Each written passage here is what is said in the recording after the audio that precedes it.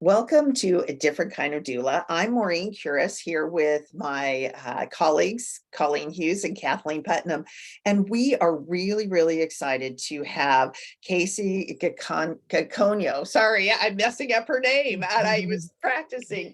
Kacie is an end-of-life doula and a death educator, but more than that, she has had really well over a decade of nursing experience in long-term care and end-of-life care, and she brings that wealth of knowledge to the work that she does. You're based in Cleveland, Ohio, I think, but her work really encompasses everyone across the country and really the world. So Kacie, thank you for joining us today. We are so happy to have you here and would love to hear your story about why you decided to become a death doula. Yeah, absolutely. First of all, thanks for having me. I love being here. I love working with anybody in the end of life realm. Absolutely. And I love telling my story. So I'll get started. I'm a nurse. I'm a registered nurse. I've worked in the end of life realm for over 12 years. I've done end of life, long-term care, skilled care, memory care, all of the cares. I started as a floor nurse, but was quickly, promoted to a supervisor, a manager. I've been an assistant director of nursing, but most recently I was a director of education. So I trained all of the nursing staff, but also all of the staff in the building as a whole. And I was also a CDC certified infection preventionist. Um, I took on the infection preventionist job about 8 months before COVID because I was looking for an easy administrative job that I could do as a nurse and balance that with small children at home. And it worked out really great for a few months. And then COVID hit and it was a nightmare because it went from being this easy job to like this nightmare. So COVID was interesting. I was working in a long-term care facility. They had over 350 residents in Philadelphia. COVID got in, and once it got in, it just went really fast. And there was a ton of people that died in a really small amount of time. And these people were dying deaths that were just not beautiful. They were healthy one day and dying the next day. Their family wasn't allowed to come in and see them. Uh, the nursing staff, it was short. You know what I mean? Some people were sick. You couldn't get people in there. And even the people that these humans saw in their last moments are healthcare staff covered in PPE from head to toe, just such an inhuman experience for the end of life. And I hated it. I wanted to do anything I could do to help these people to at least leave on a little bit more of a beautiful note than what was happening. I tried everything I could. I would literally break every single rule of both a nurse, period, but also an infection control nurse. And I would take off my gloves and I would hold their hand so they know there's a human there. Like there's somebody here, skin to skin contact, if you will. I would take off my goggles so they could see my eyes and FaceTime their family. We would arrange for the family members to visit outside the window. So they weren't actually entering the building, but they were able to see their person through the window. Really anything we could do to make it just a little bit better for them. But it was during this time that I realized like this is a passion that I have. Most people are afraid of death. And during COVID, it was nuts, right? Like anybody who had to work during COVID, it was nuts. And even healthcare staff, even nurses, even doctors, they were afraid for themselves. They were scared they were going to get COVID. So a lot of people didn't have the energy to think about how these people were dying. They were scared that they had to be at work and that they might get COVID. And what if they take it home to their kids? All these very valid fears. Um, so anyways, I just realized that I'm great in this realm. I'm really meant to be here. This is what I'm supposed to be doing. So I eventually got laid off with the whole COVID mess, which was a dream come true. And I had some time to be with my kids and really figure out what I want to do for myself. I had already started not aligning, like maybe ethically, I want to say, with nursing prior to COVID happening. And then after COVID hit, it was just very, very evident that this is not who I'm supposed to be working with these big corporations. It just wasn't who I want to be. I don't want to be juggling 45 people that are dying. I want to take care of one or two or three and give them just this whole entire complete beautiful care where I'm giving you all of myself. I'm not splitting it up between a million people so I don't have the time to give you. But that's like not a thing, right? For nurses, it's really just not. So I really dove deep into this. How could I figure out how to make this a thing? And this is where I stumbled upon death doula training. I myself, as a nurse, had never even heard of a death doula, and I had been working in the end of life realm for so long, right? When I read what a death doula is, a death doula helps somebody labor out of this world, it was just like 40 light bulbs went off at the same time. Like, that is who I am. I've already been this person and I've already been doing this. Like, this is my golden ticket. Like, this is meant for me.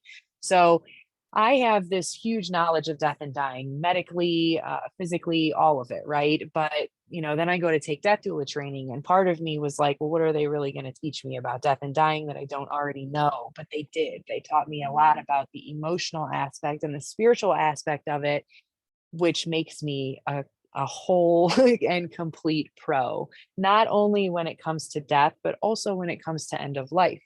Something that I really am passionate about getting people to understand is the end of life isn't your last day on earth or 2 days on earth. Depending on what it is that you're going to die from, you could slowly decline over a period of years, you know what I mean? And that is your end of life. So what do you really want that to look like? So yeah, that's a little bit of my story about how I got into being a death doula. I love that.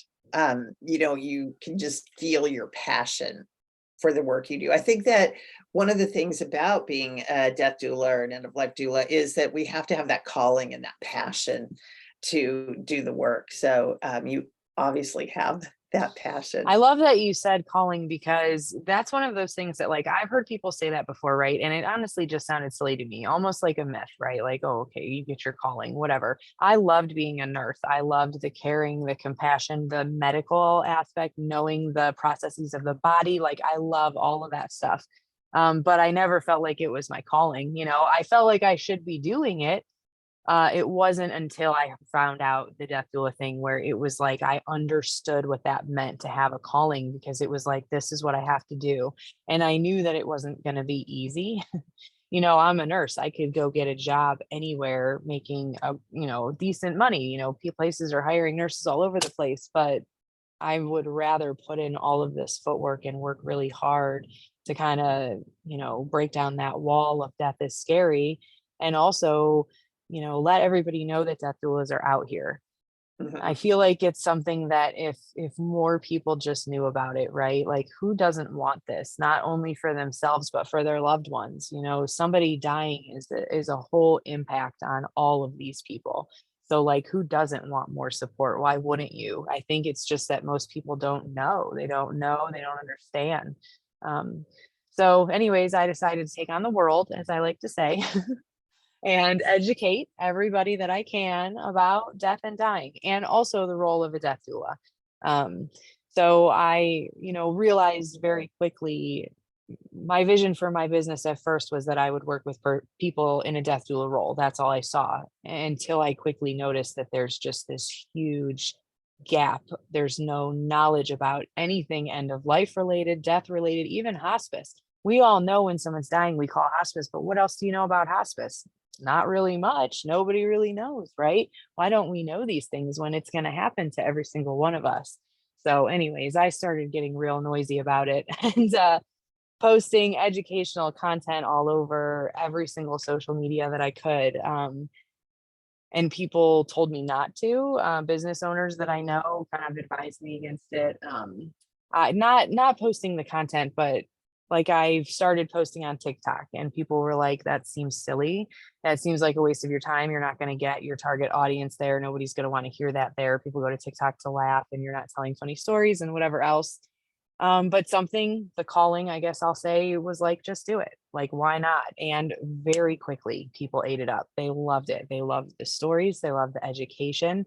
Um, and it just grew constantly. So then I started like, well, if it's growing on TikTok, why not blast it everywhere else? So I started putting my content on all social media platforms, because some people like Instagram and some people like Facebook and some don't like TikTok and some are only YouTubers. You know what I mean? Everyone's got their own thing. So I just started blasting myself all over everything. and it's popular on all of the platforms. So that kind of, keeps it going. The more feedback I get from people, the more it's like, well, now I got to keep doing this.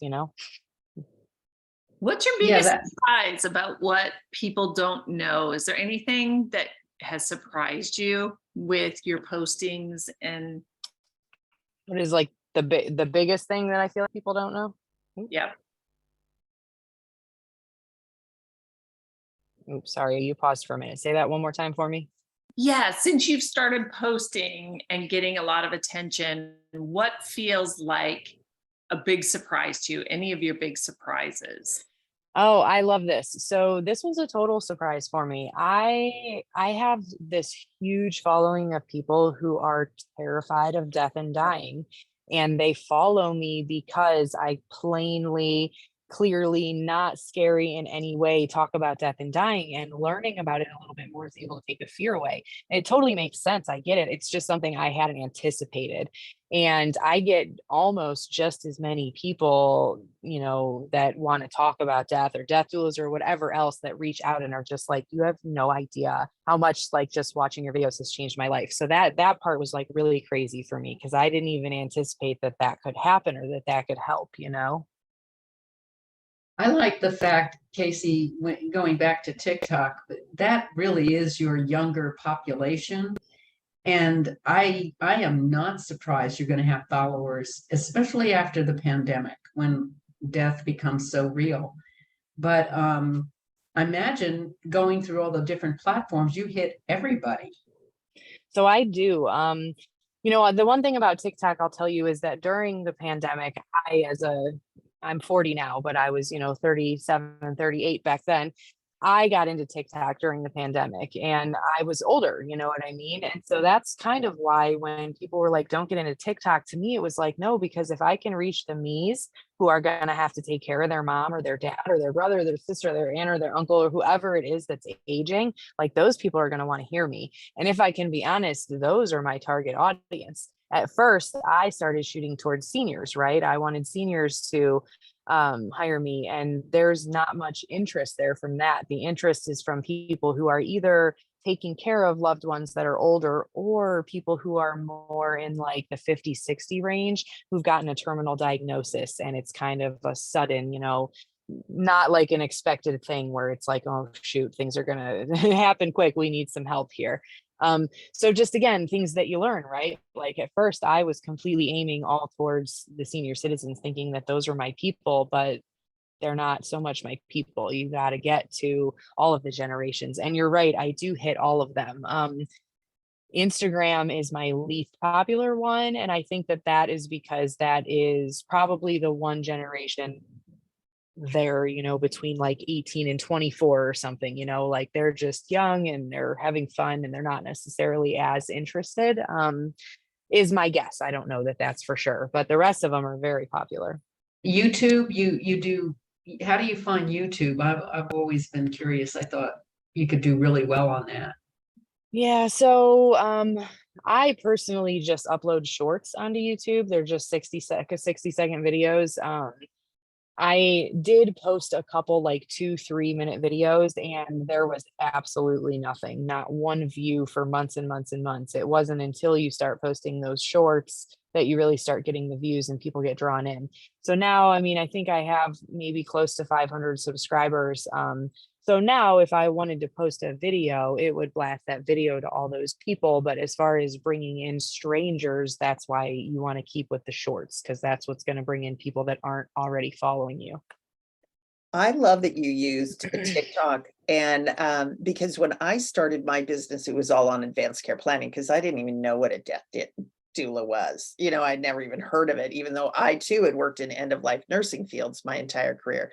So I really thought my demographics was going to be me, that 45 to 60-year-old woman that had the kids at home and the family, parents that are aging. But and maybe it was just because I didn't use TikTok. I was more LinkedIn, Facebook. I tried Instagram, but really when I looked at who I was connecting with, it was the seniors, not the target market I had set. So it's really interesting. And I think it's your youth and your energy. And so we all sort of attract different people, because I thought, well, darn, I really thought I was going to be attracting me, not the old people, which they were the ones that wanted to get the planning done. Maybe not so much Right. end of life doula work, but Yeah. Yeah, that makes sense. Yeah, for sure. Definitely. It makes sense. what's been your biggest challenge The biggest besides challenge getting is, the word out? yeah, well, definitely getting the word is hard. The hardest thing for me is the realm of death and dying is little. So, you're an entrepreneur, you start your own business as a death doula, right? There's not a lot of people you can reach out to for stuff because things are different. Okay. So, like realtors, there's all these different realtors and all these different companies, right? So they can reach out to all of these plethora of different people to get ideas. But, with death and dying, it's like sometimes you reach out to people for advice and they're like, I don't know, I don't really have anything to do with death and dying. Like, I don't know how to guide you in that way. Same with like making a logo, it's, you want it to show that you're a death doula, but you don't want it to be scary. But what do people think is scary? You know what I mean? Like, there's really just this gap where, like, there's not enough people working in the realm of death and dying. And so sometimes it makes it hard to figure out what is the right thing to do, because you don't have all of these people to fall back on to kind of ask. Yeah, that's why we have, sorry, Kathleen, were you going to say something? We have really, that's why we're trying to form this collective, just like you formed your collective. We want to support and lift other doulas up. And that's why it's been so fun to have you on the show, to learn from you and to, figure out how we can all support each other, because it's hard to be an island out there by yourself. And Yeah. so many people, they go through training and then they're like the island, because Yeah. people don't want to talk about it. They hear you're doing what? And then like, oh, I got to go to the market, or so it's important. Yeah, you really, I mean, I would say you have to be a little bit thick-skinned. You have to be able to understand the fact that some people are really going to balk at what you have to say and they're not going to want to hear about it. And that's okay. Like, that's not a you thing, that's a them thing. Because everything you're saying is amazing. You know what I mean? Everything you're saying is stuff that they need to know. And if they're not ready to accept it, like, I guess, but you definitely have to be thick-skinned, because especially with like social media, I mean, how people are. There's trolls out there, and sometimes stuff that I post will trigger people who are maybe like very religious. They won't agree with the way that I've said something or something. So you really just have to be able to brush all of that stuff off, because there are days where, it makes you want to be like, why am I even doing this? But you really got to push through for sure. And I love what you said about wanting all death doulas to succeed, because I'm so here for that. Like, in growing as a death doula, the first thing I did was try to find any death doula that I could. Here in Cleveland, Ohio, there really aren't any. So, I mean, locally, I wasn't nailing it. I had to reach out kind of nationally and just find people randomly. Um, in doing this, I found there was two kinds of death doulas: ones that are like, yes, like, let's talk, let's help each other, and ones that are just not interested. They're working on their own business. They don't want the competition, whatever. And that was uncomfortable for me. I didn't like that. Like, I feel like there is nowhere near enough death doulas in the world for us to feel like each other, our competition, Right. and for me, if every death doula out there today becomes wildly successful, that's only going to reflect positively on me, and I'm going to become successful too. So, like, this is what I want for all of us. I don't want people here in Cleveland, Ohio, to be able to use a great death doula. I want people all over the world to be able to use a great death doula. Like, for me, it's just this invaluable thing that you should have at the end of life. So this leads me to my death doula collective, similar to yours. I started a collective because I had a lot of death doulas who I'd reached out to who were almost in the same boat as me. Like, I don't really know what I'm doing either. So we've been just leaning on each other for a while. Here's what I learned today. Here's what I learned today. Okay, this didn't work, or here's what did work. So I'm like, why don't we do this? There's all these death doulas, and everybody's kind of floundering and nobody doesn't want the help or support. So I decided to start a collective of what I like to call highly motivated death doulas who just want to guide and support and empower each other. And that's it. Like, I want all death doulas to know I'm here for you. You can do this. You can be successful. We can do it together. And then also the thing I love about death doulas, right? most of us, like you mentioned, are doing it with something else. So I'm a nurse. You are doing advanced care planning. I know pet death doulas. I know grief counselor death doulas, Reiki death doulas, massage. Like there's all this different stuff, right? So we have this collective of all of these. Right now, I have 13 members. So I have these 13 women that all do something different and are death doulas, right? So you've got somebody to lean on with a certain specialty. If you have a case that's highly medical and you'd like to know a little bit more about someone's medical diagnosis before you blindly go in, well, you know, a nurse who can help you, give me a call and I'll tell you, here's what you should know, here's what you should look for, here's when you go get help. You know what I mean? Same for me. If I've got, like, I don't do much with pets, but I love the idea of a death doula. So like, I would love to reach out to people in that aspect. I have people who are just working on legacy projects. I even have somebody in the collective who's more like a graphic designer type person who is going to do more of like the internet part of death doula, where like maybe she helps people, you know, do legacy projects online or whatever else. There's just so many different things that people can do with it. And like how cool for all of us to come together as death doulas, but we also have all of this other stuff that we bring to the table to help each other with. I'm part of an organization. Go ahead, Kathleen, I keep talking. That's okay. No, it's, I just want to say it's called the Women Network and their motto is lift as we climb. And I mean, that is what we have to do, because you said there can never be enough death doulas on this planet for the number of people that will die. So anyway, Yeah. Kathleen. Absolutely. Well, the collaboration, not competition. And Yeah. it's like the age-old marketing story where McDonald's does really well. If a Wendy's and a Dairy Queen and a Burger King are right next to it, it's like, you know, it's like the more of us, the better. And I think it's the not wanting to talk about death and having death and dying attached sometimes to the name, but yet at the same time, it's what's necessary. Because we're so illiterate around death and dying and grief and loss in general. And so I think that that's one of the biggest challenges as a group as a whole. Is there anything that if you were to say to an aspiring doula or somebody who, you know, has that calling, I would say that that's the number one thing that we hear. I'm not sure why, but, you know, Yeah. if it's experience and it feels like it would be fulfilling, when they come into our training, what would you want them to know if you were to give them a message? One piece of advice. For me, I think it's important to make sure that people know that we're creating a beautiful death, right?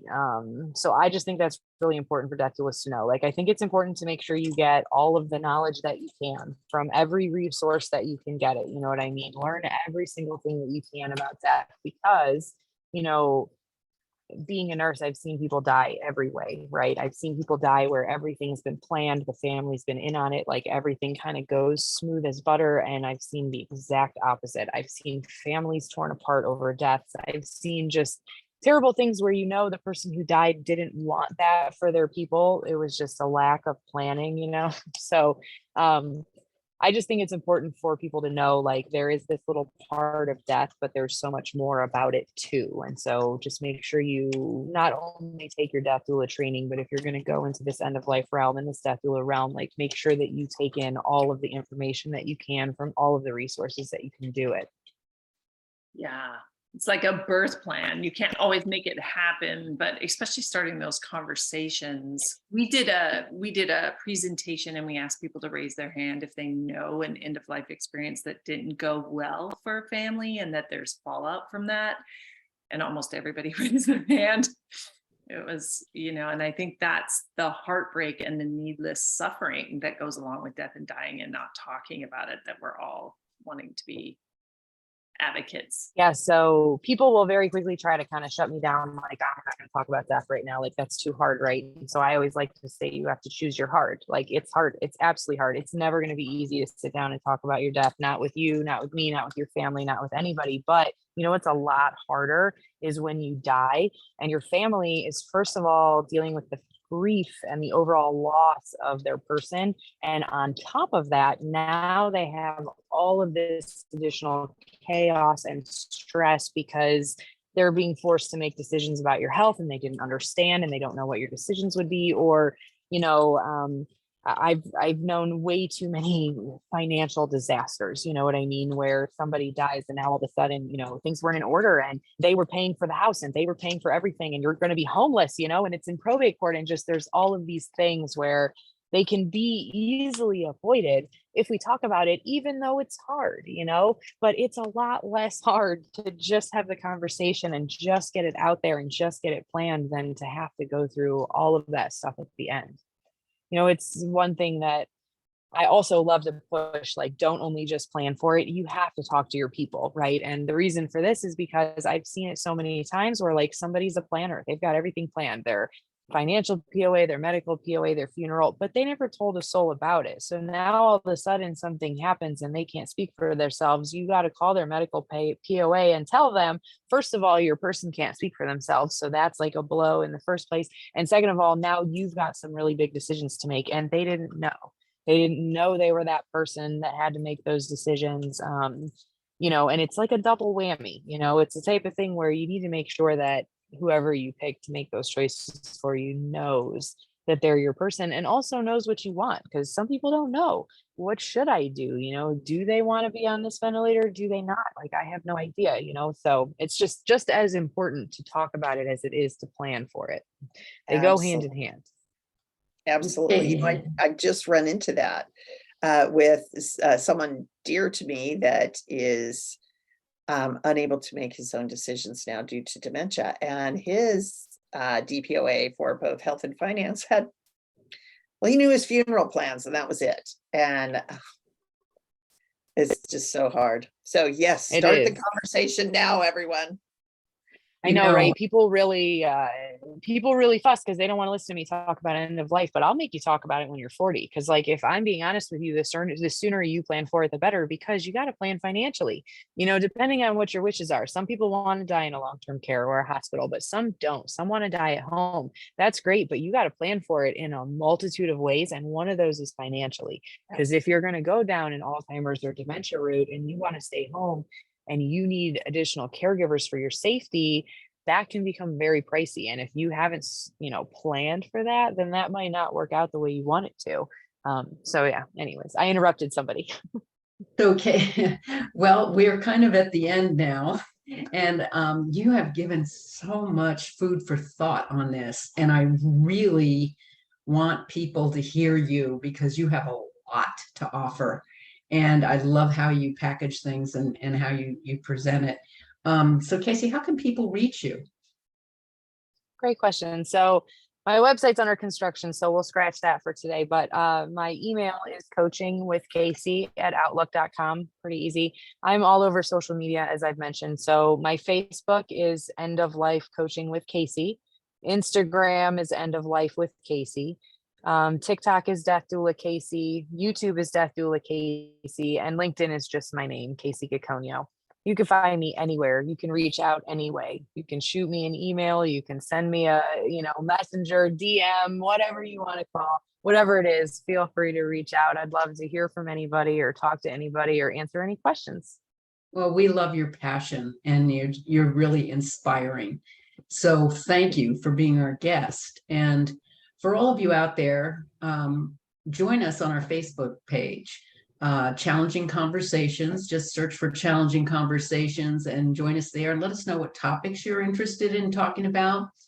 And also visit us on Gentle Passage Doula Collective. All of the three of us are co-founders, and we've got two more co-founders that are involved. And we have excitingly a virtual class coming up in September 13th for 8 weeks. And in October, we have our in-person class. And so you can go to our website under events and find all of these things. We also have a death cafe, and we get people from all over. We've had people from New Zealand and Wales and Australia and just everywhere. I mean, and it's a safe place to talk about death. And it's not morbid. I can tell you there's been many of us have laughed and cried, but it's safe. And that's what counts in our culture today. let's see, what else do we have going on? Our Deaf Cafe is the second Friday of Oh, every month. yeah, which thank is you. Tomorrow, Thank you. at 12:30 Pacific time. That's on great. Zoom. That's great. And catch us we're doing a lot of presentations, so we'll be letting you know about that. And we have webinars for those. We have webinars every month coming up. We have one coming up right now in the reality of facing dementia, and that will be a good one. We cover all topics, whether you're a member or not. You can join us for that as well. And so we thank you all, and we'll see you next week, 4 p.m. PST. Thanks, Kacie, for joining us. Yes, Casey. thank you.